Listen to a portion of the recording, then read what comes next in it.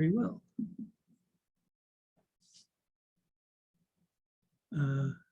You guys can see the share? Yeah, okay, cool. So, welcome back. We'll just jump straight into it. This week we read Ted Sider, a chapter from, I think it's an intro book.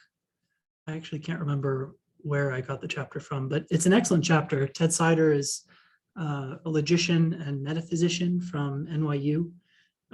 And this chapter is just, it's very easy to read. It's a lot of fun. He gives good examples.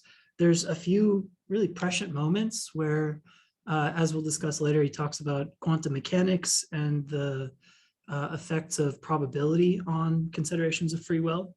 And that's sort of like an interesting perspective to take.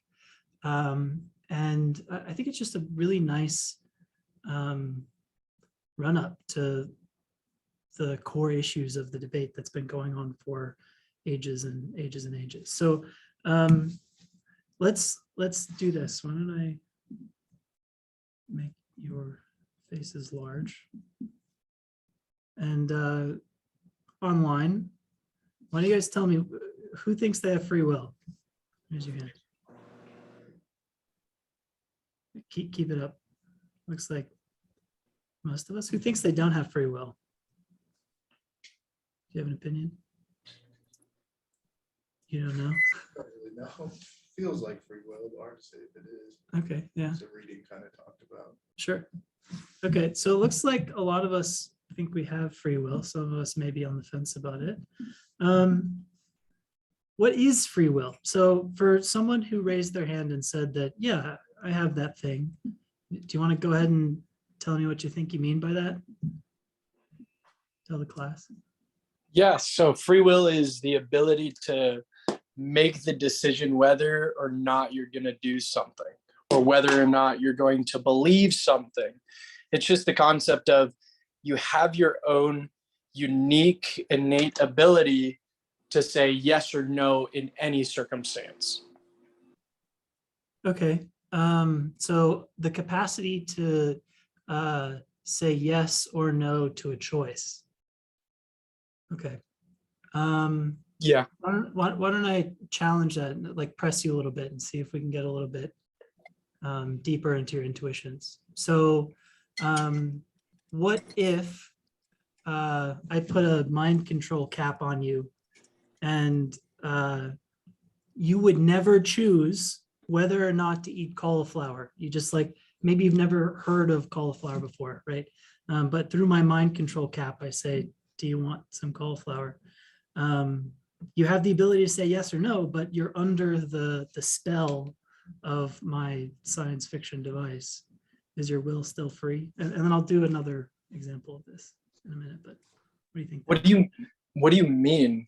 Like do I eat the cauliflower? Yeah, so the choice is yours to make or not, but it's not a choice that you would have ever made without my influence.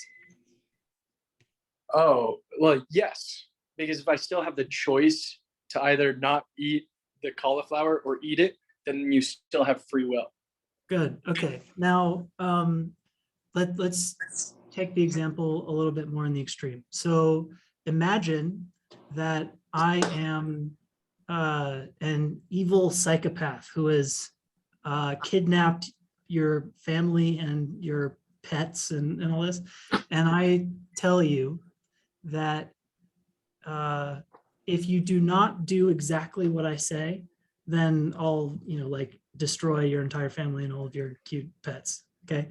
And I don't know, maybe what I tell you to do is go walk up to the top of this hill outside of the window. Is that a free choice? You can still say no, right? But your whole family and all of your cute animals will be destroyed. Or you could say yes. So it's not just about my influence now, but it's about my coercion. Are you still free in this case? Yes, because you're not, you're not telling me you're going to kill me. Well, actually, even in that sense, you still have free will, because just because somebody's putting this disaster in front of you saying, I'm going to do this, if you don't do this, You still have the free will to say, oh, well, I'm not going to do it because I don't want to climb up that hill. Okay, yeah, cool. So does the rest of the class, does anybody else have an intuition about this example? The coercion or the influence cases?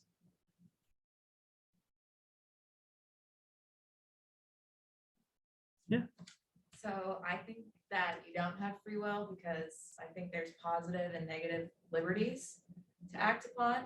Okay, And so negative meaning someone can like physically negate my inaction of my free will. But positive is my access to have certain things in my life to act upon. And so if I'm under the force of coercion, I can't have access to that broader positive liberty to act upon because I've got these stakes that are influencing and maneuvering the way that I can interact with that decision.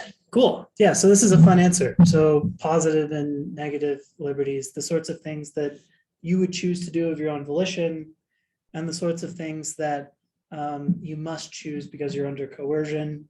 We would call the former sort free choices and the latter sort something else. They're still choices, but they're not like free and in the sense that we mean when we start talking about free will. So how about this? Have you had dinner yet today? No, What will you have for dinner? that's a good question. What would you like to have for dinner? Ramen. Ramen. Okay, so now let's change the case again. Let's say I'm not telling you to do something you don't want to do, like walk up the hill. I'm not inventing a choice through influence in you, but I pull out my gun, evil psychopath me. Pull out my gun and I put it to your head and I say, you're gonna have ramen for dinner or else. It's what you would have chosen anyways. Right. But now the force of coercion is at play. It's just consistent with what your volition would have been. Is this a free choice? I think it's still not, No. because my original decision was not predicated upon the results or the outcome of that decision, but rather the coercive element as a determination of future potential. Good. Okay. So it's as long as you're aware of the fact of coercion, you might say something like, the gun to my head, I still would have chosen to have ramen for dinner anyways. But what the gun to my head does is it removes the ability to do otherwise, the power to say no, right? And even if I'm acting as I would, but I don't have the power to do otherwise, then I'm not free, right? Okay, one last case. You don't know there's a gun to your head. Say like, I'm not just an evil psychopath, but I'm an evil scientific genius that owns a death ray satellite that has targeted you, Rachel. And say like I'm omniscient or whatever.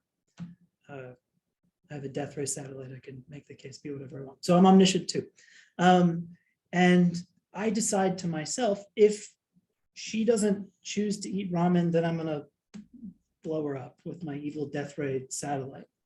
You're making the choice as if it were free, right? You say like, yeah, that's what I want. And there's no gun in my head so far as I know, but there's some hidden thing out in the world that will delete you if you don't make the choice. Is that a free choice? No, It's not. I think inherent coercion is still, well, okay. It's inherently coercive because now it determines my outcome. Yeah. Regardless of my awareness. You won't have ramen, or you won't not have ramen. Yeah, there's like a switch that says, if you decide no, then no more decisions. Due to evil science, death ray satellite. Might make me eat more, which would be good. But Sure. Okay, fun. So these are the sorts of questions that get dealt with in the free will literature, or at least broadly construed, these are the concepts. So things we covered are freedom as a kind of choice, which is Kyle's suggestion that choice regardless of influence or coercion is free. So even when constrained, there is choice. This is a very Stoic, Epictetus-like answer. And then did anybody say that they don't have free will online, that is? Does anybody think that we're just robots, rocks rolling down hills, dust in the wind, so to speak? No. I don't remember. Did anybody raise their hand for I don't have free will? No. Okay, well, there's usually one. But I'll take it as my goal to convince you that you don't have free will. Not that I have a stake in the game or whatever, but it'll be fun to find out if any of you doubt your freedom after this lecture. So things like coercion and influence might affect our intuitions about freedom.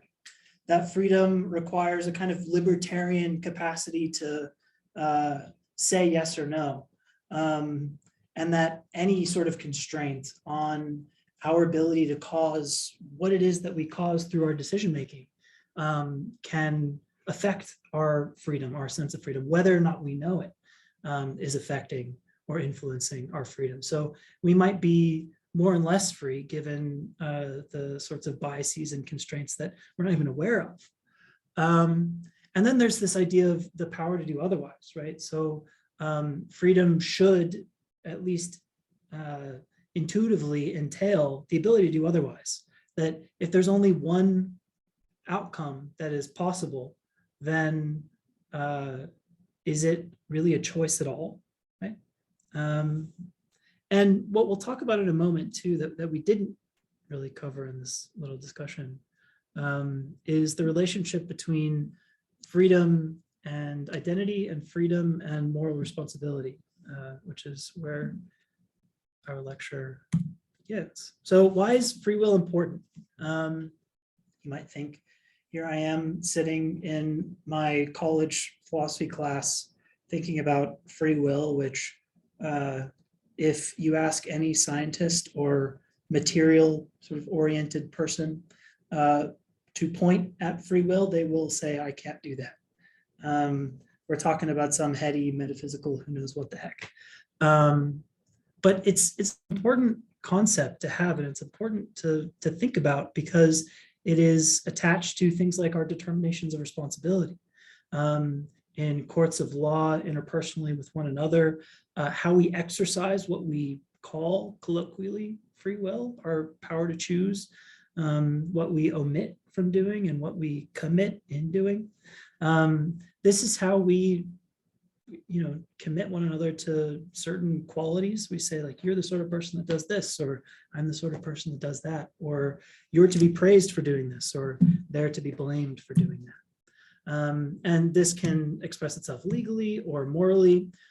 So do we send someone to jail for the crime they committed? Well, did they really commit it, or was there an evil psychopathic scientist telling them that the death ray was going to zap them? And if so, do they need to go to the psych ward instead of to actual prison? And there's also like moral responsibility, like we hold each other accountable for how we act, how we choose to act. Let's just like press into the moral responsibility point real quick. So Kyle, you brought up you have free will even if there's a gun to your and your family and your cute pets' heads or whatever. So say you did go climb up the hill because that's what the hostage taker told you to do. Well, okay, maybe not climb up a hill. Maybe how about this? The hostage taker says, if you don't go go rob a bank, then I'll kill your whole family. So that the stakes are really high and you go and rob the bank. And now you're in a court of law and you say, look, I had to do this or my whole family's going to get shot. Should you be prosecuted to the same extent that a bank robber who didn't have their family, like put to the torch under threat of death? Should you be prosecuted the same as that person? Because according to our intuition here, as long as freedom is about choice, the choice is equally free in both cases, but the circumstances are different, right? So does this change our legal responsibility? I'm incredibly legalistic, and it's, of course, this is a theoretical question, so I wouldn't really actually know how I would feel in that moment, but I would want to be judged by that judge and persecuted for the correct reason that I did have free will. So what that my family was, under the, like about to die or, going to be blown up, anything like that, I still have the free will. There should be legal ramifications. Of course, I believe that the judge would not persecute me. The judge would actually probably let me go because he would understand the case. But if I said, you can still, put me to jail, for 5-8 years, however long it is that robbing that bank was, I did that. I had the free will. I could have just let my family die. But I took the route of keeping my family safe, but I must pay the consequences. And you think that the consequences might be less. Okay, good. So, but who knows? Legal disputes can be complicated. So let's simplify and just make it moral. Okay, so I put a gun to your head and I say, kick that very cute puppy or I'll kill you. Should you, and you do, right? Should a bystander who sees all of this think that you are as morally repugnant as some delinquent who walks up and kicks the very cute puppy for fun? Do we judge these two people the same? That's a good question. Again, you had the free will to even kick the dog. You could have very well said, I do anything else. I could very well be like, are you really going to shoot me if I don't kick this dog? Yes. I could try to, not in a sense, get out of the situation, but I had that free will of saying, I'm not going to kick a dog. Why would I want to kick a dog? Yes. So you got a gun against my head. Why do I want to kick a dog? And again, I don't know what I would actually do in that situation. I very well may just punt that dog 60 yards and be like, they're done with. But then I would actually be seen as someone, who kicks a dog. If people don't understand the whole story behind it, that's like, well, there was a gun to my head. I asked him, all these different questions, like, I'll do anything else. What else do you want me to do? But he's like, you're like, kick that dog or I'm going to blow your brains out. Cool. Okay. So anybody else, do we think we should judge these two people differently? The one who kicks a dog because they have a gun to their head and the one who kicks a dog because, hey, it's fun to kick very cute puppies.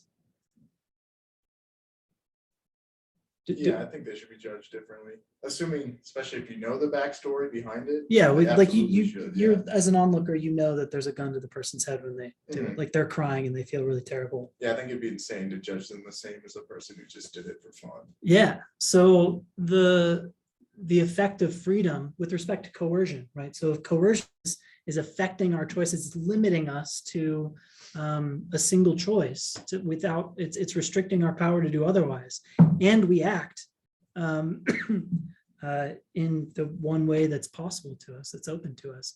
This is judged typically as morally different than the sort of choice through which there is a power to do otherwise. And then in the legal case, this gets more complicated. But similar sort of ideas that you would say that someone who is threatened to commit a crime and wouldn't have otherwise is likely less legally culpable than someone who isn't threatened. But there's also the metaphysical considerations that I talked about, which is like, what is the world? Where is free will? If we all at least tacitly agreed that we have free will, whether or not you actually think that, you lost the opportunity. So I'm just going to treat you guys as if you're all robustly libertarians in the metaphysical sense. So you libertarians, you now have a burden to point out where this thing is that you've all assented to its existence, right? You said that I have free will, but you might also have a quarter in your pocket, and you can really quickly prove that you have a quarter in your pocket, but I think you'd have a much harder time explaining what you mean and why you have free will. Is the cosmos one that can coexist with whatever conception of freedom you have, and how does it? These are important questions. And similarly, what's the self, right? Who are you? Who are you to choose or not choose to live the way that you do? And how are we to know who you are through those choices that you make? If a conception of freedom is essential to who you are, then understanding what freedom is as the capacity to become that person, it becomes important, because it's just as important as you are, as everybody else is. So we'll talk about the legal and moral part first. So this is Clarence Darrow. Anybody know Clarence Darrow? No, you probably don't remember him from your social studies classes in middle school or wherever. Clarence Darrow is one of America's, the world's really greatest orators. He was a lawyer born in the, in like, who knows where the heck, Ohio, and takes on two of the most famous American legal cases in the 20th century. One of which that we'll talk about in a moment was called the trial of the century. The other one, which has more impact today, really, I don't know, probably more, is the Scopes monkey trial. Does anybody know the Scopes monkey trial? No. So Scopes, I think it was Scopes, was a science teacher in Alabama, in the South somewhere, who incriminated himself purposefully in teaching evolution, like actual Darwinian evolution, in the classroom, and it was illegal to teach evolution back then. You had to teach the Bible. And Scopes defends, or Clarence Darrow defends Scopes, and I think loses in like the Southern court in Alabama, but the eventual debate that followed on the back of Darrow's arguments inspired this whole educational reform that enabled the development of good science to be taught in classrooms without ramification for teachers for not teaching the biblical teachings in their science classes. Super famous trial, super famous case. The one that we're going to talk about today, though, is the Leopold and Leo case. So in 1924, Clarence Darrow defends these two boys who were considered to be some of the most heinous murderers of their day. Leopold and Leo were child prodigies. They were students at the University of Chicago who got in like early. They were like 15 or 16. So they're like super brilliant kids who are studying at the university, and they pick up a Nietzsche book and they completely misinterpret Nietzsche. And in fact, this case is why Nietzsche is, at least in America, often interpreted as an edgy nihilist, which he's not at all. In fact, he's like the opposite of that. Well, he's a little edgy, but certainly not a nihilist. If you want to learn more about that, take my existentialism class this summer. But Leopold and Leo pick up this Nietzsche book and are taken up with Nietzsche's concept of the Übermensch, which is the Superman, the person who's able to reevaluate all values, who's able to take the entire world under a single interpretation that is their own and exert it upon that world through the will to power.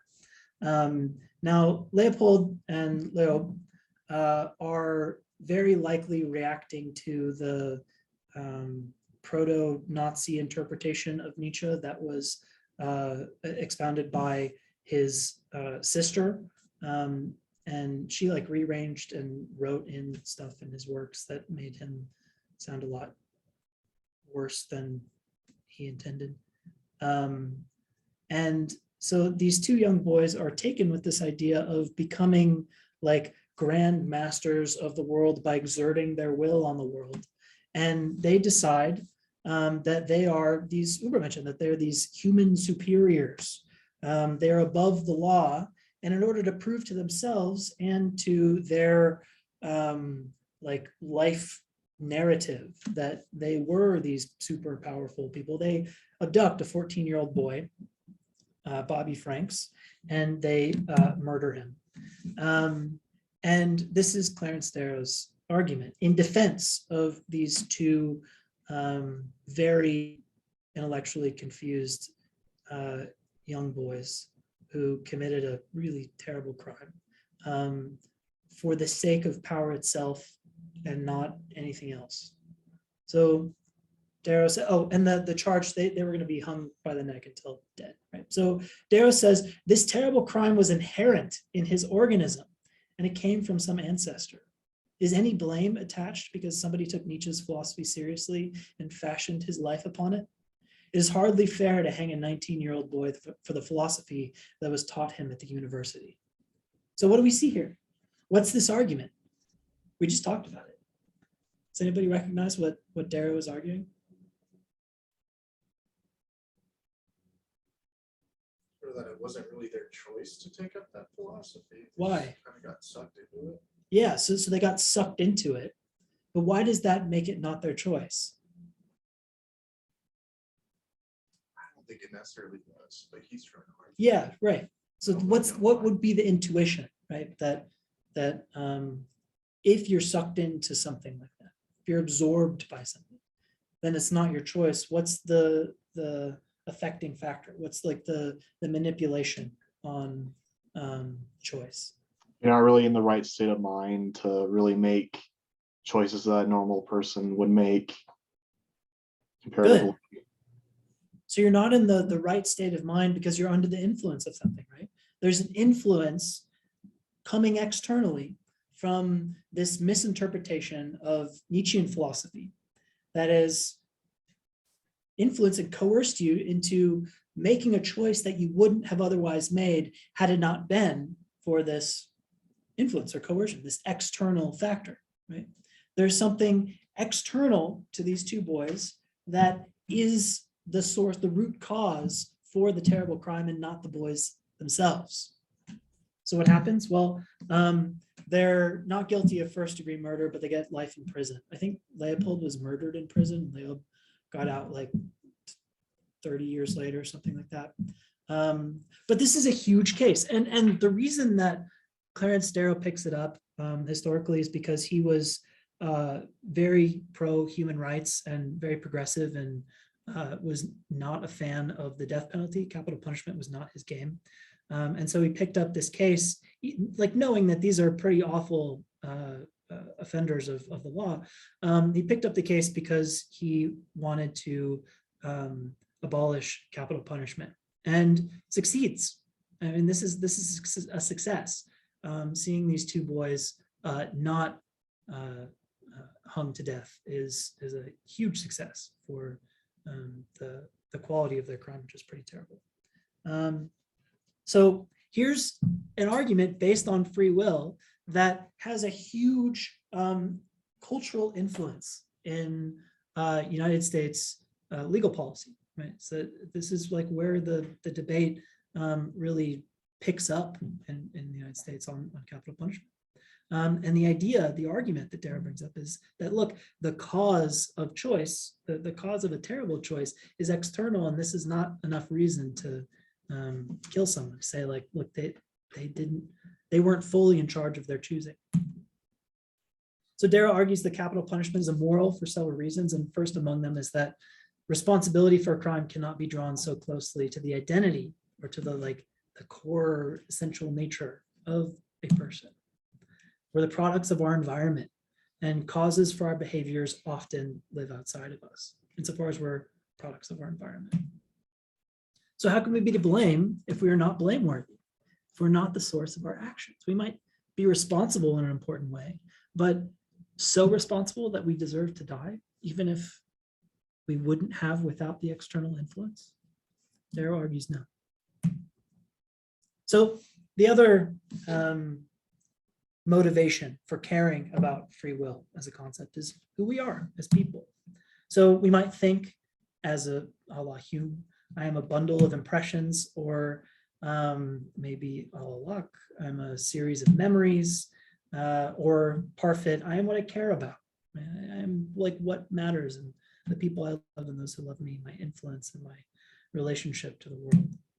I could also just be my physical form, which was Bernard Williams, right? I am this body, right? But what do all these notions of identity share in common? Well, they all share in common at their core a singular sense of self inhabiting one or some number of these criteria. That, with the exception of Hume, which the self is like an imagined facade, right? It doesn't actually exist. But for these other ones, and at least like Hume says it's imagined, but it's still like a thing that we impose, right? The concept of self, something we impose on the bundle of perceptions like the theater or whatever. So at least sort of virtually and then actually and all the rest, virtually in Hume's and actually in all the rest, there's a singular sense of self that persists via one of these conceptions. And freedom is a kind of cause, right? What causes my body to hold together? What causes my form of life to persist? What causes my memories to be the body of conscious experience through which identity can arise? Well, freedom is a sort of cause. It leads to our acting, or at least to our participating in the world. And now freedom could be the illusion of cause. This is to take a Kantian line. So Kant argues that freedom isn't real, but we can't help but to think that it's real. So he calls it a transcendental illusion, along with the idea of God and the noumena, things in themselves beyond our capacity to perceive them. So we might think that freedom is just the illusion of a cause. But how we participate in the world at least makes us who we are. And it is through freedom of choice, at least usually, and typically before introspection, we think that it's freedom that allows us to be the causal source of this choice, of our choices that make us who and what we are. So for instance, the dude abides, right? He just kind of hangs out. He goes with the flow, but that's his choice, right? He drinks his White Russians and tries to get his carpet back, right? That's what it is. Yeah. Yeah, the dude abides, and this is his choice. This is what makes the dude. And Walter fights back, right? He's always firing, shooting off all cylinders. And the German nihilist doesn't take part in the world, but this is a kind of choice too. It's an omission, right? In Catholicism, there are two kinds of sins, at least, but broadly speaking, there are two kinds of sins. There are sins by commission, sins by omission. So a sin by commission is something like adultery or murder or stealing or saying God's name in vain or breaking one of the commandments. A sin by omission is not doing what you ought to have done. So if you guys seen Seinfeld all the way through, the series finale of Seinfeld? No. Okay, well, maybe that's not a good example then. I can just describe it. So say you have the ability without harming yourself to stop a mugging that's happening across the street, right? You're not going to get hurt. You just walk across the street and say, hey, stop. And then the mugger runs away, but you don't do it. This is a sin by omission. Like you could have done it and no harm, right? But you chose not to. So even omission, even like complete floating Jack Daniels in the pool, like drooling out of the corner of your mouth, omission is a kind of choice. And these choices, these are, characters in the extreme. These choices characterize us. They make us what we are. They give us narrative structure. So what we choose to do, what we fail to choose, and how we choose to react all make us who and what we are. And all of these capacities are bound up in what we think of or don't think of, but operate as if or as under the ability to use of free will. So freedom is the source of our choice, then it is also the wellspring of identity. It's important for this reason. But we should begin to see the problem. So freedom is important, and it's the central locus of questions concerning identity and ethics and justice. But do we have free will? You all think so or thought so. So here's Cider. Yet freedom seems to conflict with a certain apparent fact. Incredibly, this fact is no secret. Most people are fully aware of it. We uncritically accept free will only because we fail to put two and two together.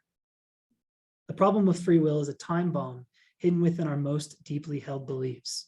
And here's the fact. Every event has a cause. Boom. It's a cool expression of it.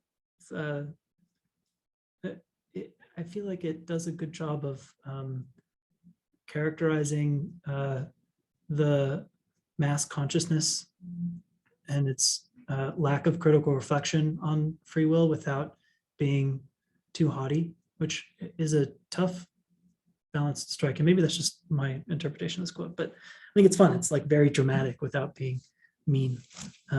So this fact, every event has a cause, has a name in the history of thinking, particularly philosophy. It's known as the principle of sufficient reason. So I think I've discussed necessity and sufficiency in this class before. So sufficiency says that if it's raining, then the ground will be wet. Sufficiency is the raining part. The necessary cause is the ground will be wet.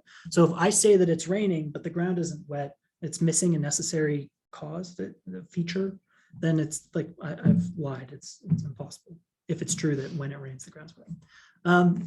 So the principle of sufficient reason says that for every event, every effect out in the world, there's a cause that sufficiently explains that effects having happened. And now the sufficiency is like a complete, with sufficiency, you get every necessary condition. So if I say, if it's raining, then every necessary condition contained under the heading of it's raining is also satisfied. So the ground is wet and there's precipitation in the sky and it's humid and it's gray out or whatever. So this principle of sufficient reason is a scientific principle. It's what it follows from our means end reasoning, the sort of reason that is basic to the human conception of the world and our experience in it, and of causal thinking, of one event leading to the other, that I know not to cross the street when cars are flying by because I'll get hit and I'll die, right? And I can say that my crossing the street, my death in crossing the street is sufficiently explained by the car smashing into me, which is sufficiently explained by my choice to walk across the street, right? So there's, we're able to organize our experience of the world causally because we think of the world as submitted to this rational principle of sufficient reason, that we can trace the causes of events between effects and events. So the consequence of the principle of sufficient reason, by accepting this principle, by saying, yeah, this is how the world works, we threaten to become determinists, to assent as well to determinism, which it turns out it's a pretty reasonable position to hold, except for the fact that we're all very committed, 100% of us, very committed to an idea of free will, which doesn't jibe with determinism or the principle of sufficient reason. Okay, so let's dive back into our intuition. So let's imagine that Superman is real, which is a super bummer because of all the superheroes, he's the worst. His only weakness is a rock that comes from like a bajillion galaxies away or whatever. And somehow there's like a bunch of this rock. I don't get it. He's not like, there's no depth or character. In Smallville, when he's like learning to use his powers, maybe. That's a deep cut reference though. Okay, so Superman spins the world backwards as he does in the movie. I think it's for Reeves in that one. And the world goes back 65 million years. So Superman is just spun back the world 65 million years. And let's say, like, just for the sake of the example, like he blips out of existence too somehow. So like he doesn't exist 65 million years ago. It's just the world exactly as it was 65 million years ago. And here we are in the age of dinosaurs. It's like the Jurassic. And I was looking up pictures, and apparently this happens in the comic books. There's Superman punching out the tooth of a Tyrannosaurus Rex, which doesn't have feathers, so it's like totally inaccurate. And looks like he has a friend with him. But can you imagine punching out the tooth of a Tyrannosaurus Rex? If you could punch it anywhere, why in the tooth? Okay, so here's the question. World is back 65 million years ago. Does the course of world history occur identically as it did the first time? Or will anything change in the 65 million years as it all occurs again? So just to clarify the case, and I'm going to put us all in breakout groups, and so we can talk about it for a couple of minutes together.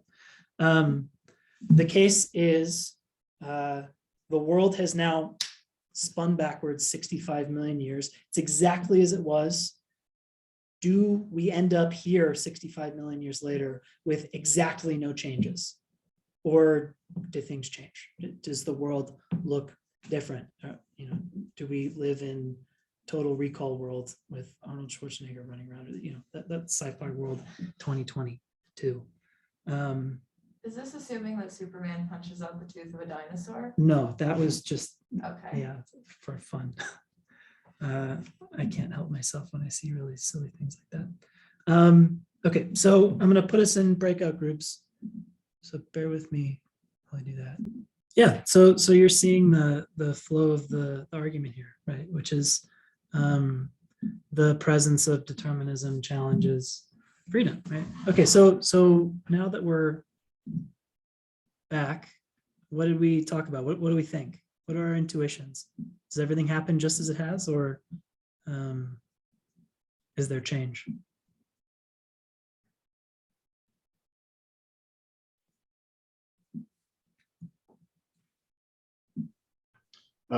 I personally thought that the only things that would change would be the sort of things that we send back in time. So like if we send like a person back in time, whatever they sort of interacted with in the past would be different, but everything else would pretty much be the same.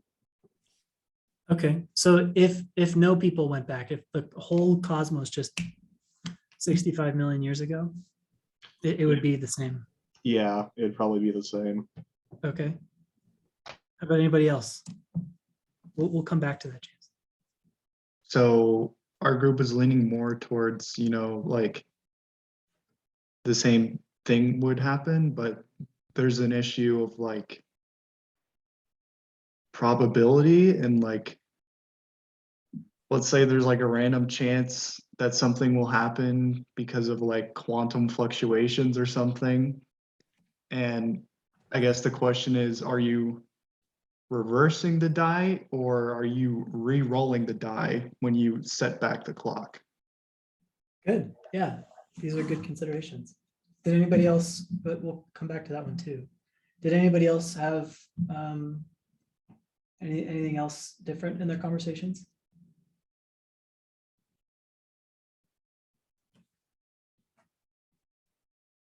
No. Okay, so these are both good.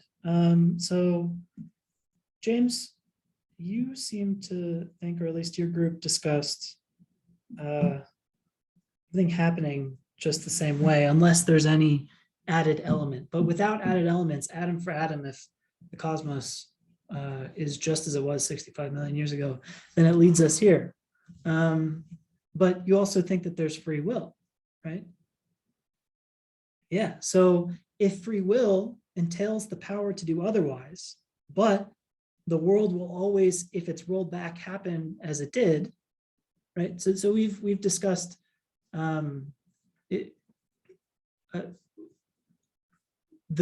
what's entailed in the world, the entire cosmos being flipped back 65 million years ago, is all of the other humans that have been around in the last, like however long humans have been around, 100,000, 200,000 years, something like that.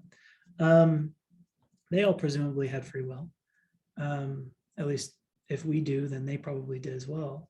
But they're a part of that system of rollback, right? So the world only happens in one way. It leads us here, and yet we think we have free will.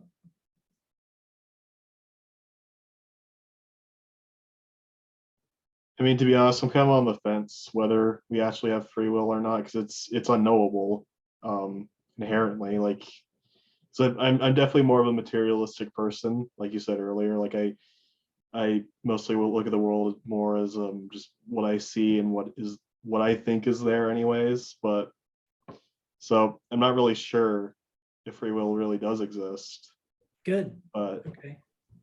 We're pushing the original thought that we all have free will into a little bit more uncertainty, which is good. If I can leave you all as uncertain as I possibly can by the end of the semester, then I will have done my job.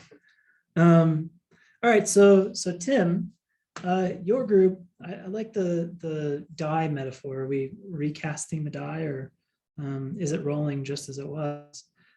This is a perspicuous metaphor. It's good. If we think that randomness, so let's say like James and their group were of the opinion that the die is just being rolled as it was and not like newly recast with randomness.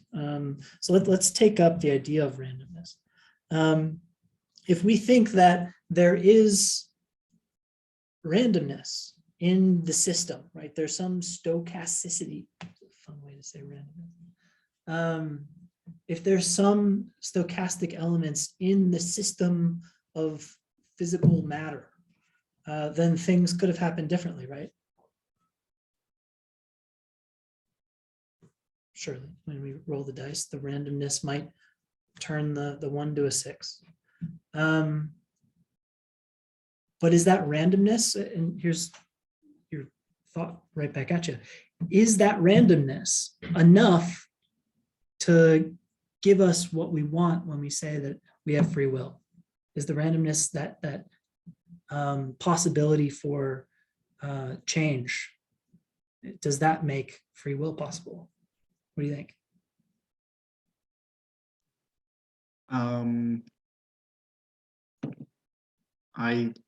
I don't think it does.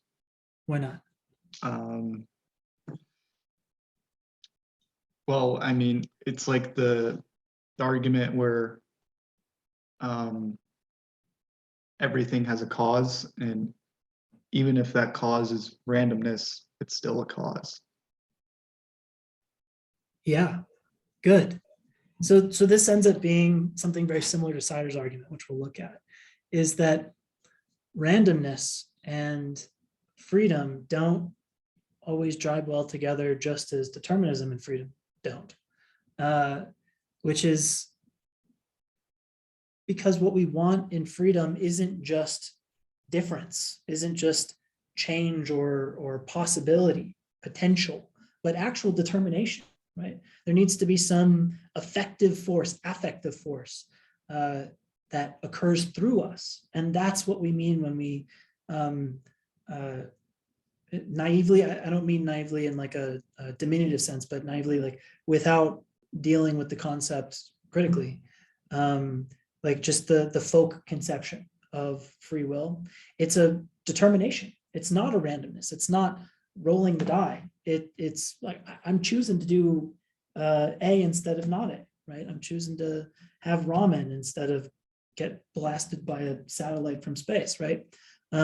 There's a determining feature of the quality of choice that is inconsistent with randomness. Good. So these are all the sorts of problems that come with assenting to the existence of free will, is that we have to somehow make it consistent with determination or with randomness, or find a way of modeling our understanding of the world that can fit all of these disparate pieces together. And it may just be impossible. So if you said no, the world, the cosmos, whatever will occur differently, then you're what's called an indeterminist, or at least you're not yet convinced of determinism, and you'll get there. But if you said yes, then you're a determinist, right? If your intuition, and again, this is like an intuition pump question. If your intuition is that no, things will be different, then you're not a determinist, you're something else, which may have its own problems with free will, as we just sort of surveyed a little bit. But if your intuition says, yeah, it'll all happen the same because all of the physical matter is exactly as it was, and it led us here once, and the natural law and order of the cosmos will lead it here again, then you're a determinist. And were it not for free will, this would be the most reasonable position. Yeah, sorry. Will you just remind me what determinism means? Yeah, determinism is the it's like a metaphysical thesis, maybe just like a physics thesis. The idea that there is only one possible way that things can or will occur. There is no otherwise. There's no other possibility. Whatever this is determined. So why it's determined is a different kind of question. But the fact of determinism, sort of like you might think that the world is determined because it all follows God's plan, right? You might think that the world is determined because from the instance of the Big Bang or whatever mysterious event began the cosmos, certain natural laws were set in order and certain particles of matter and energy were subsumed under those natural laws, such that everything from that native point, the point of like inception of existence, set forward the entire history of that existence. And determinism says there's no veering from the path. Right? Everything is determined. And why it's determined, whether it be by natural law or God's will, or because some evil genius has convinced you of it, and Descartes was kind of right, then that's a different story. But the intuition about determinism is just the no veering from the path. So determinism is yeah. I just want to say I'm sorry. From the argument earlier, where like you determine to choose between like option A or option B, right? Is why it jogs with like randomness. Couldn't a whole bunch of random events previously have made you determined to choose A or choose B? Yes, that is right. And this is why indeterminism still smells of the problems of determinism with respect to free will. So I'll talk just about this. This is Sider's point about quantum mechanics and probabilities.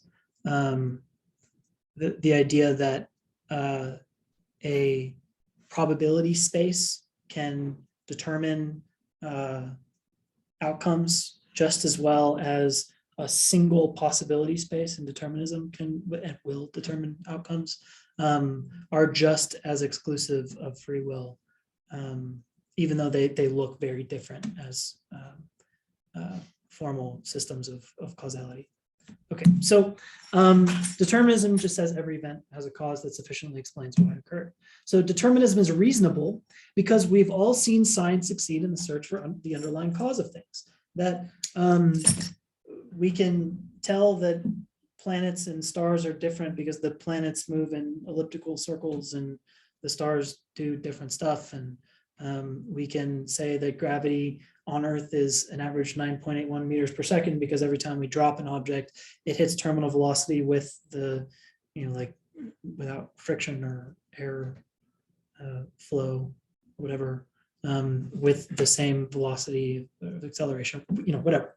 That science works and it continues to work, and we haven't found any reason to undermine the fact that it's means end structure and saying, look, here's a phenomena and here's why the phenomena, why that form of inference through rigorous experiment and through peer review to check the rigor of the experimentation is to be doubted. We have no reason for that. So determinism is pretty likely, at least given the fact that the way that we think about the world and in our best form of thinking about the world, it looks like every event has a cause. And we might expect that given sufficient time, scientific progress will discover the causes of everything. So say like, look, 10 billion years into the future, science continues, we reach a golden age of inquiry, and eventually we just sort of uncover everything. We create telescopes that are so powerful they can look back in time and forward in time, and we see where everything's going, where it's all been, and we've completed knowledge. Determinism would say such a thing is at least theoretically possible from some certain state of physical affairs and some set of natural laws, the imposition of those natural laws on the physical properties of the material world set a single course both backwards and forwards, and from any state plus those laws, we should be able to predict or look back on where those material objects came from or will go. Because science maps out the causal connections of physical objects. So if the first domino is pushed, what happens to like the 10th domino there? It's gonna fall. It's going to fall. Yeah. And this is deterministic thinking, right? Based on means and reasoning about causal structures and the fact that if you push one and it's connected in the chain, then it's going to go too. So what counts as a source of causation that science can predict? Why is determinism so all-encompassing? Why is determinism a problem for free will? Well, at least with respect to like the analogy to science, that the mapping out of causal connections is both theoretical and natural in the physical world. That like this graph and like actual weather forecasts, we could say, look, this is what's going to happen with reliable success. And that the more precise our measuring tools, the more precise our equations, the more accurate our predictions will be about how the hollow ball rolls down the incline of that degree, or how the storm system will affect the continent. But what if we look for causes a little closer to home? Determinism isn't just about balls rolling down inclines or storm systems. It's also about the brain. The brain itself is a physical object, right? And if science done perfectly can predict the causes and effects of all physical events, then the brain as a physical object should also be able to be predicted, right? But what would a complete scientific prediction about the brain forecast to us? Well, of course, our decisions, right? That if we could predict everything about what the brain as a physical object will do and would do and has done, given our perfect measuring tools and our assumption that the deeper we go, the more information that we'll get, and we could complete a map of the brain, and the brain is where decisions happen, then we could predict, just like a weather storm, how decisions are made. In fact, we can kind of do this already a little bit. Neuroscience is a new science, but it's making huge strides and is beginning to make these kinds of forecasts. There's issues with neuroscience in connecting like fMRI data and EEG data to actual existential phenomena, but these are only like modeling problems. I'm not convinced that they're like truly like metaphysical problems, that there is no mapping one-to-one. I don't know, I'm unsure, but I don't think that the problem is complete there. But say it's not in neuroscience, through fMRI, we're able to see a map of the brain and say, look, you're going to do this. Then your decisions as being sourced and caused in a physical object, the brain, being guided by natural law, being witnessed by scientific experiment, you should be able to, as the scientist, say, you'll choose this, this, this, this, and this, and this. All of that will happen, given how your brain is working. This, if we're following the story all the way through, if we're remaining consistent with our principles of determinism and the principle of sufficient reason and power of material science to cover the cause and effect of physical objects completely, then free will looks like it's in a bit of trouble, right? So our scientific intuitions commit us to a view in which free will is troubled by the powers of that science, right? So did you really decide to come to class? Did you have the power to do otherwise? Did you decide, in YouTube viewers in the future, did you decide to click on this YouTube video, or was that all sort of predetermined? Was it all written from before you were born? Was it written last week, right? Whatever your brain was doing last week is causally consistent with what your brain is doing this week. It's the same brain. It's like in that noggin, right? are its interactions just as well written out a week ago? And if we had a complete science, we could say, look, in a week, you're going to go to class or watch this video on YouTube. So the principle of sufficient reason plus the supremacy of peer-reviewed scientific methods make determinism a very muscular theory to contend with. And we're implicated as people, right? Remember, free will is important for our determinations of legal responsibility, of moral responsibility, of existential existence, like who we are, right? Our identity. It's the free will is like the linchpin upon which these big questions turn, right? So we're implicated in this. If free will is that important to us, and it looks like determinism is writing off our power to do otherwise, that there's only really one way of doing things, then all of those other ideas upon which free will turns are put into question as well. Is there such a thing as moral responsibility or identity constituted by choice? Or are we completely out of our league when we're saying that we know what justice is, right, in the legal court system? So here's the formalization of determinism. Say we have some effect, right? There's a decision which leads to the effect, and it's the cause for it. And then there's some cause for the decision, and then a cause for that decision, and a cause and a cause and a cause, right? So the causes go all the way back. So Sider's example is the invasion of Poland. It says, look, the effect is that the Nazis invaded Poland. And we'll say that C is Hitler wanting Poland. So the cause of Hitler's decision to invade Poland is that he wants it. And we'll say that C1 is something that his advisors said, like, hey, Hitler, you should invade Poland because it will establish the Third Reich and make us the most powerful people that have ever been, whatever, convinced him to do it. And then the reason that Hitler was susceptible to such advice from his advisors has to do something with his childhood, and his like art career, whatever, failed. And so, he is susceptible to delusions of grandeur and mass murder and invasion. And then C3 is something like the structure of German society post-World War I. And where does the buck stop, right? This is determinism. So how does it stop? And this should look to us a lot like, I couldn't get this to go upright, and I thought it was kind of funny this way, so I left it. This should look a lot like the regression justification problem. If you took a midterm, then you'll know this because you probably answered this question. It's a similar kind of problem, right? That where does the buck stop with knowledge? Where does the buck stop with free will?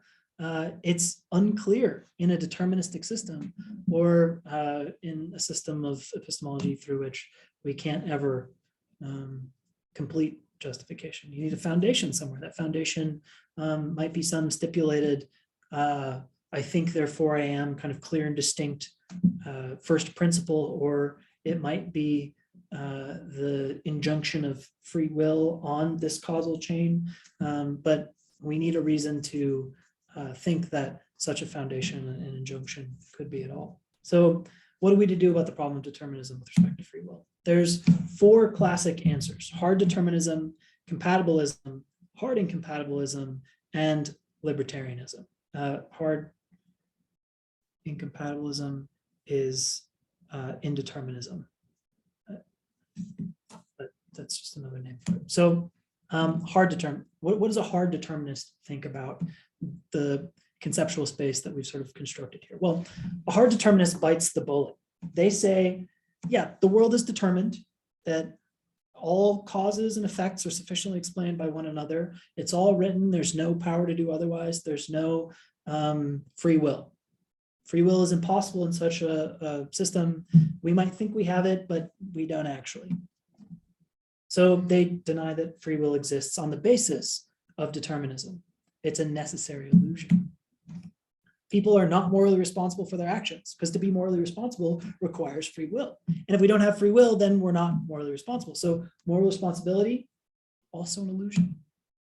No unnecessary, unwritten, non-destined event occurs to the hard determinist. and all is known in the whole that must and always will be. But this is a very coggy and concrete way of thinking.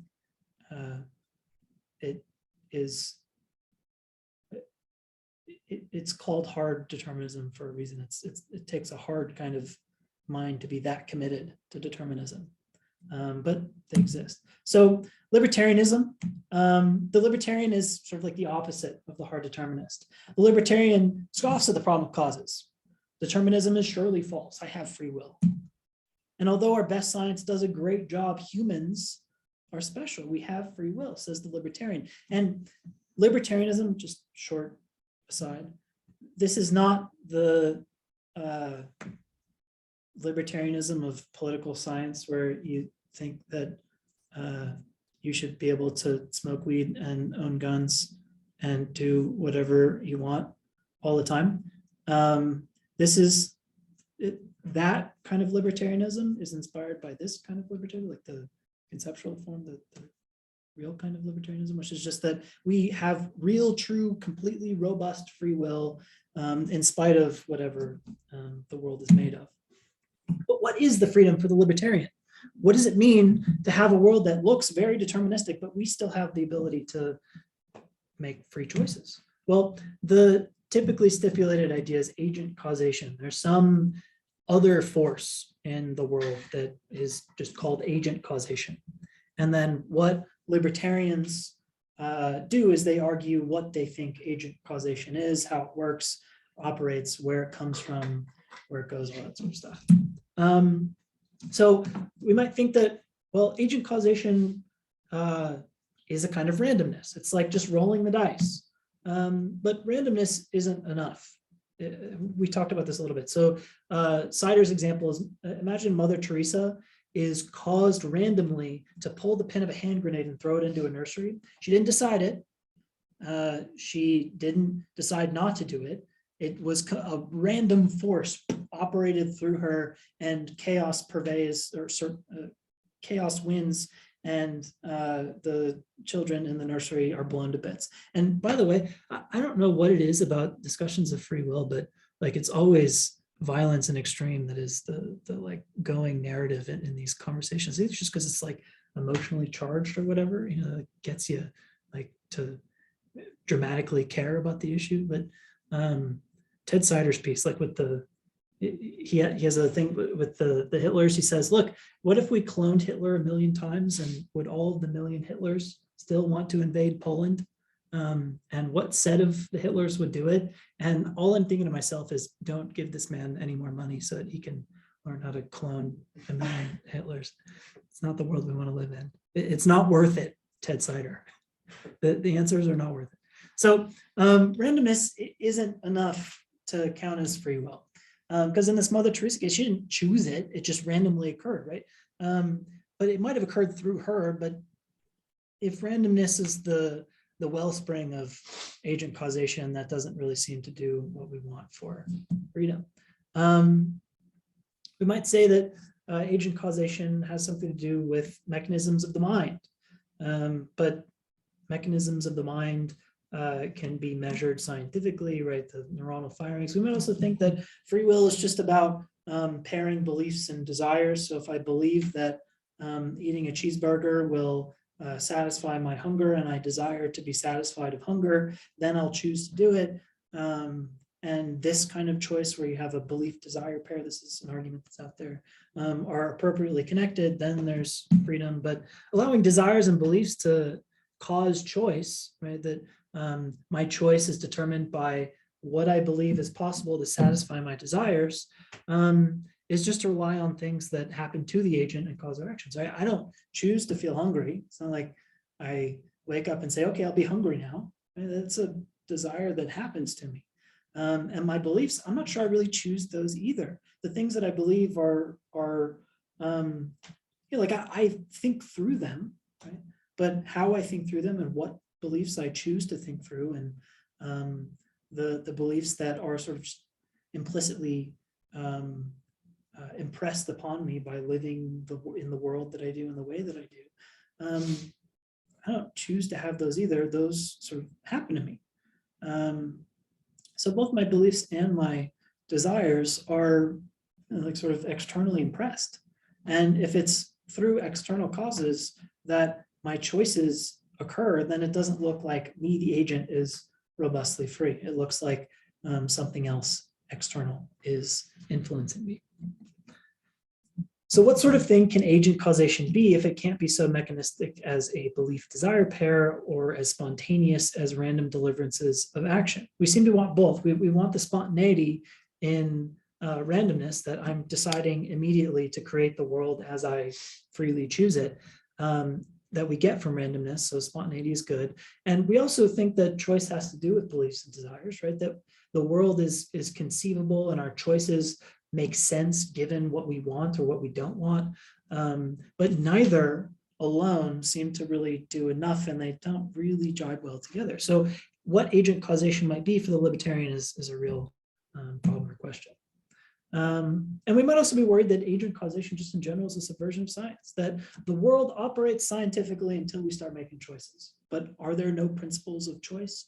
Can choice not be measured at all? Is there no predicting? Is there no science of human choice? And it seems like psychologists would have something different to say. Okay, so this brings us to incompatibilism, or hard incompatibilism.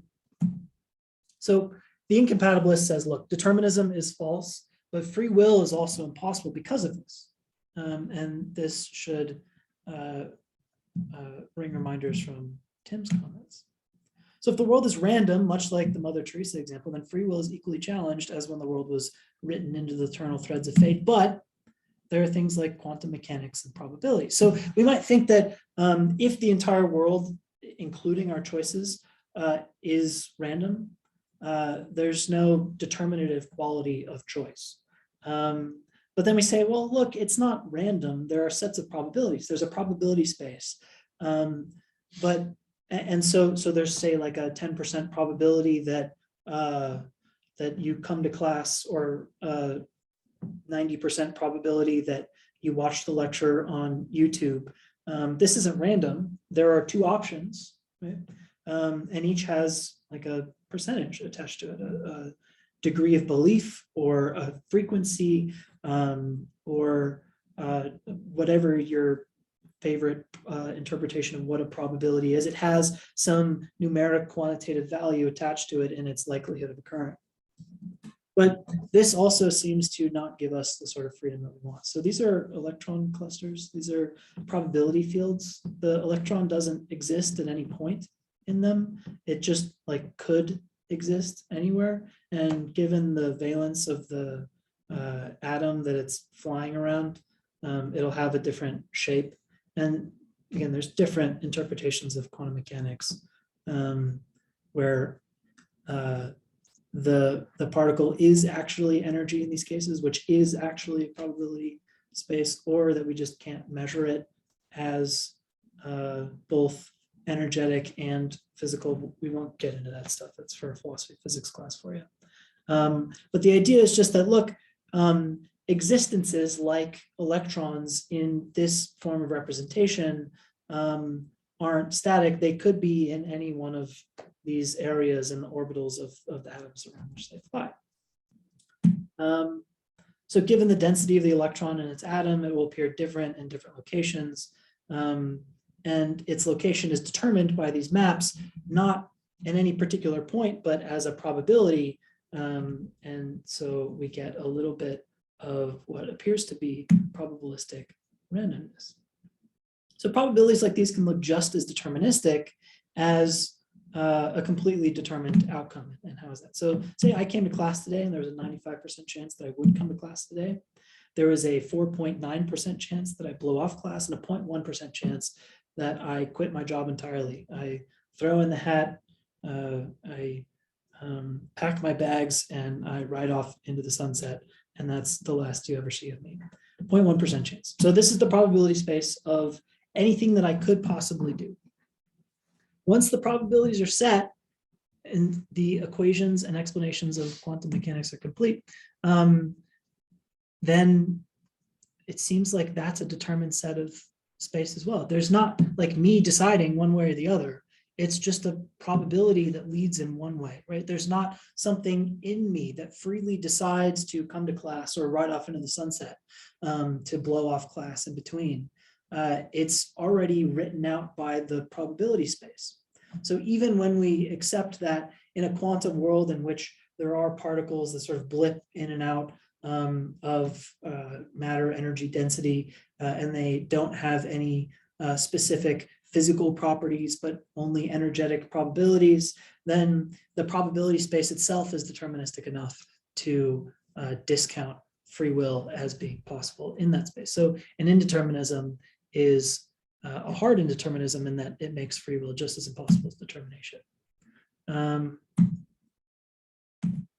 So the last view that we have, if we don't want to be hard determinists, if we don't think that agent causation is, if we think it's too loosey-goosey as a concept, and we're also unhappy with the idea of incompatibilism because that also breaks our concept of free will, then we have one position left, which is compatibilism, which is to say that, yeah, okay, determinism is true. I agree, but free will is also possible in spite of it. Okay. So compatibilism, the compatibilist will hold that determinism and free will are, you guessed it, compatible with one another, that they are consistent somehow. And the problem is one of conceptual construction. So we've constructed our concepts to be at odds, determinism and free will, right? We think of the power to do otherwise as a necessary component of free will. But determinism says there is no power to do otherwise because there's only one possible outcome path, right? But when we shake up that conceptual space and we get rid of the power to do otherwise as a necessary feature of free will, then we might be able to find a position in which freedom and determinism are consistent, compatible with one another. So here's a cherry pie. A free action is one that is caused by a person's belief and desires, provided that those beliefs and desires flow from who the person is. Okay, so what's going on here? What a compatibilist has to do, this is the big burden of compatibilism, is to re-explain, redefine what free will means in such a way that it satisfies our intuitions, it satisfies our applications of moral and legal responsibility, our understanding of identity as flowing from the wellspring of choice, without contradicting determinism. And this is a really hard task. And Sider, at the end of his paper, suggests the following route, which is following from Harry Frankfurt, I think it's 1979, maybe 73. Those are the two numbers that are in my head. But this really famous paper, Free Will and Moral Responsibility, I think is what it's called, where Frankfurt talks about first and second order desires. And it's when these two kinds of desires are consistent with one another that we can be said to be free, because our choices are flowing from the sort of people that we are. So what are first and second order desires? It's a whole lot of jargon. So a first order desire is something like, I want cherry pie. I'm hungry and I desire cherry pie. It's delicious, right? It's awesome, especially this one looks really good. So a first order desire is like when you just want something, it just happens to you to want it. And a second order desire is meta desire. So I want to want cherry pie, or say I'm on a diet, right? I might want cherry pie, especially when one this delicious is looking me right in the face. But I'm on a diet, and so I don't want to want cherry pie. I'm at odds with my first order desire. Okay, so I want to remain healthy and physically fit in my second order, but in the first order desire, I would like to eat that cherry pie. So if I decide not to eat the cherry pie, then it is a choice that has resulted from who I am. My set of second order desires, what I hope for myself, whether they're just as determined as everything else, according to Frankfurt and Sider, because we can't change how the world works. But we do have second order desires, like I want to be a healthy person, and I want to eat vegetables for dinner instead of pie for dinner. If I make a choice that is consistent with that second order desire, then the choice flows from who I am, and this is what counts as free. Now, there's no power to do otherwise. You're always determined to be that way, but because there's a consistency in the choice and in the second order desire, in this pair, then we can say that you're free. And this is compatible with determinism, because determinism will say, look, you couldn't have done anything else, but Frankfurt or Sider in this case will say, look, what I mean by freedom isn't doing other things. It's just when there's a consistency of choice with second order desire. And then we get other cases like if I choose to eat my cherry pie in spite of the second order desire, then I'm not free, right? That I have a certain personal constitution, the sort of person that I am, wanting to be healthy, but I eat the pie anyways. There's now this like schism between what I want for myself and what I want and do what I want anyways. This begins to look like an addiction, right? It begins to look like the drug addict who is sick and tired of being on drugs, who is in and out of rehab over and over, and they can't help themselves, right? They keep doing the drugs and they can't help it. And this sort of person is not free, right? Because they don't want the drugs, but their desire to take the drugs, their first order desire to take the drugs overcomes them. And this is the kind of unfree choice. And then there's a third category, which is called the wanton, which is you have no second order desires and you just like live purely hedonically, which sounds kind of fun. So to have free will on this version of compatibilism isn't to have the power to do otherwise, it isn't to have some sort of spontaneous or agent caused or determinative feature about your capacity to make choices. Rather, it's sort of like an analysis of what the choice and its relationship to you is. So people who are free are those who are lucky enough in the determined course of the world to make choices that are consistent with their second order desires, what they truly desire. So even if I was determined to choose one way or another, my experience of freedom and others' designation of my moral responsibility depends on whether the act operates in accordance with what I care about. So if I kick the puppy because, haha, this is fun, kicking cute dogs, then I'm morally responsible and I'm legally culpable and need retribution, rehabilitation, whatever your punitive beliefs are. Something to do with that, and I should probably be socially shunned as well. But if I kick the puppy because a gun was to my head, then I have a second order desire not to kick puppies, but a first order desire not to get murdered in the street, right? And so the inconsistency, the lack of freedom in this case would explain why we don't attribute moral responsibility or legal responsibility. So here's a question before we close. Compatibilism, I think, is awesome. It's like this really cool way of trying to reconceive of freedom in spite of determinism and make consistent positions. But it requires contorting our idea of freedom into things like belief, say, or first and second order desire, consistency. And you might wonder why the buck should stop at second order desire and not third order or whatever. What do we think about compatibilism? It's like looking at this kind of view of freedom. Do we think that this is the sort of freedom that we all thought we had at the start of class?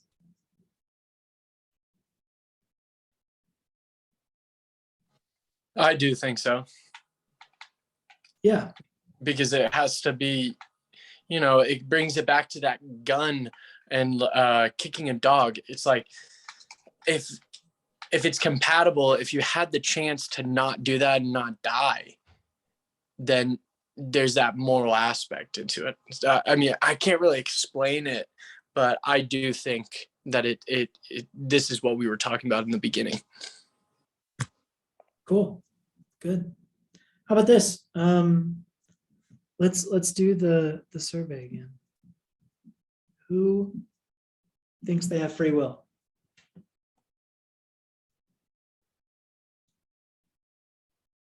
Who thinks they don't have free will?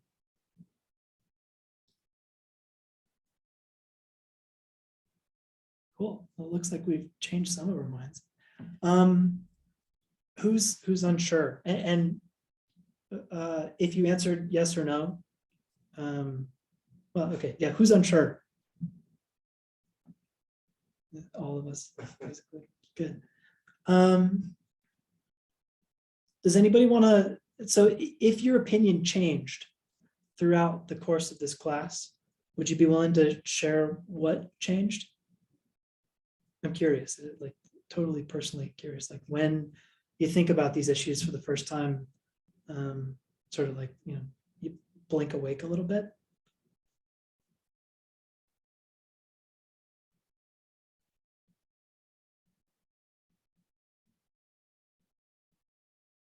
How about this? Maybe I can catch you in a net.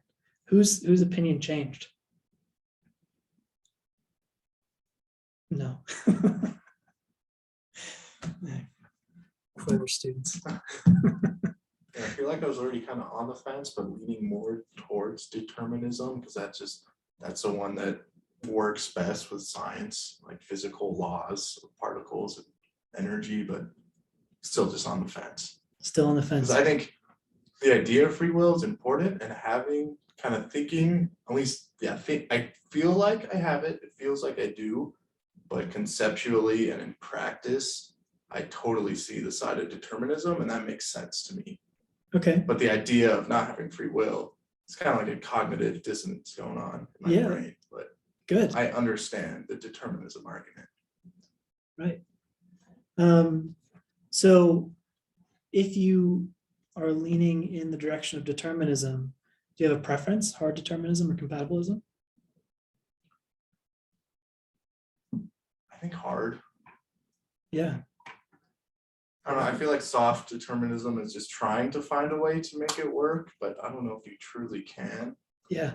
Because even your desires and what you think you want to do, what you think is best for you, that could still feel that way, but it's still just the way your brain is, and it's a product of the way it was born and the way your surroundings and childhood and everything came to make you who you are, and you didn't really have control of that. Bit of a cop out, if you ask me. That compatibilism is a bit of a cop-out. Yeah, it sounds like you have a similar intuition, James. Yeah. So the way Sider ends his paper is really similar to what you just said in your comment there. Is that, look, it doesn't look like we can do very well, but it's worth trying with compatibilism. So free will may be an illusion, and determinism is hard to shake, but it's worth it to seek better and better answers as well as it possibly can. And that's sort of the practice, right? To not give up, because through better answers, even if it's a cop-out, right? Even if we are always trapped, as the determinist is committed to, in the determined path of things, then at least what we can do is give ourselves a more complete conceptual space within which we can understand, maybe not justify, because it all happens anyways, but at least understand attributions of moral and legal responsibility and the development of self in that determined space. Yeah, Rachel. This isn't so much of a coherent thought, but more of just like a tangential thought pattern. So if free will is illusory under determinism, but time is also illusory, like my problem with determinism is like, at what point is the thing determined? Like chicken and the egg problem. Sure. Because, you know, if there is no clear timeline, like, yes, we went back 65 million years, but that's like a temporal point in time.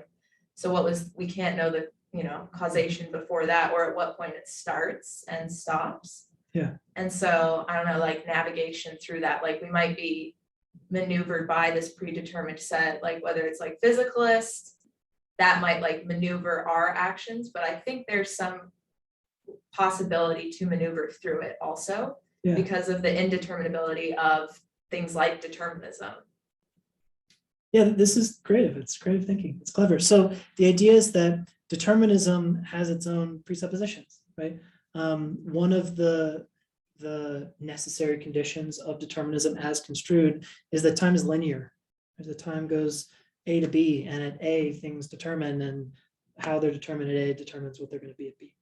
But if we loop time, if time is a flat circle, or if time is some sort of perdurantist four-dimensional space worm, whatever, then the clear flow of one point determining another may shift or breakdown, or how we're supposed to understand cause and effect becomes relative to that, right? So I don't think this is posted yet. It's still being concreted, but on the docket for philosophy classes next semester, there's a philosophy of time travel class taught by Chapman Waters, where you'll probably deal with this kind of issue. There's two famous conceptions of time, time one and time two, that time is linear, or time like all exists at once. And that the relationship between that and free will, I think, is a fascinating question. I don't know what to say, but I've never read anything in at the intersection of those two ideas, but yeah, it's a cool idea. Yeah. Alex, you had your hand up?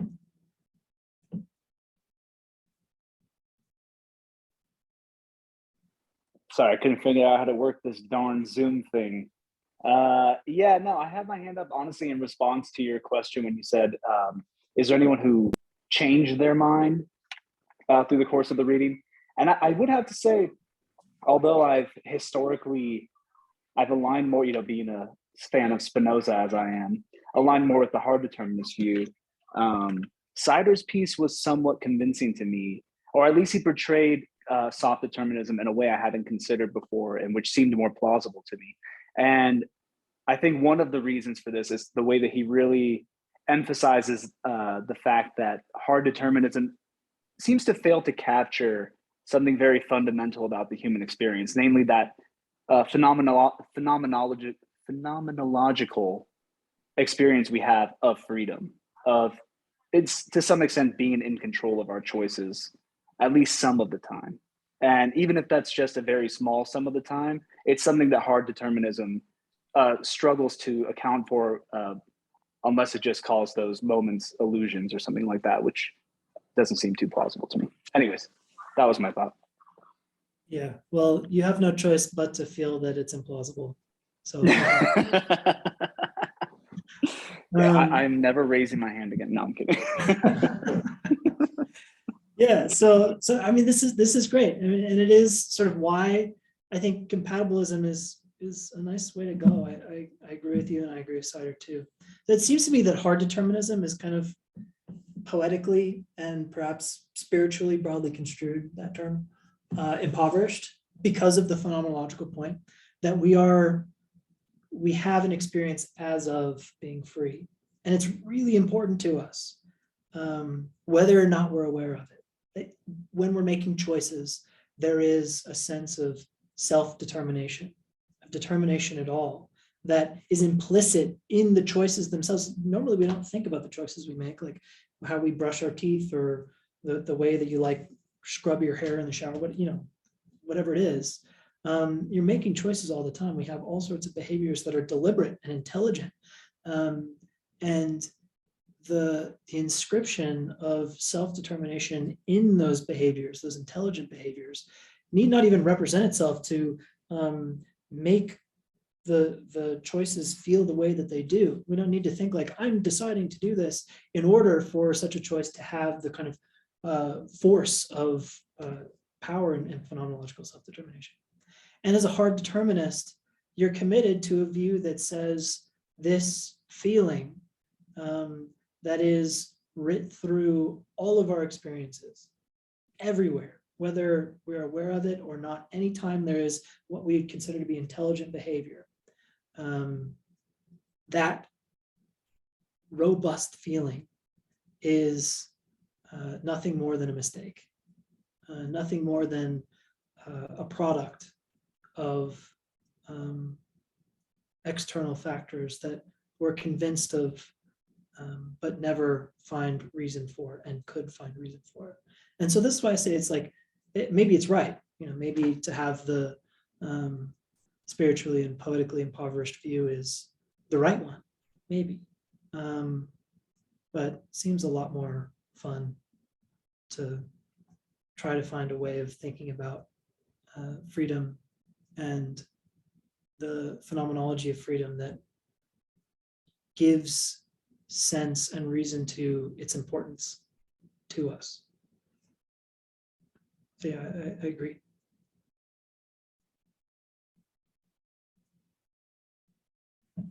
time is it? It's time to go. Okay. Thanks for coming. See you next week at spring break. I won't see you next week. In 2 weeks, we'll have class, same time, same place. See you there. Have a good break. Thank you. You too.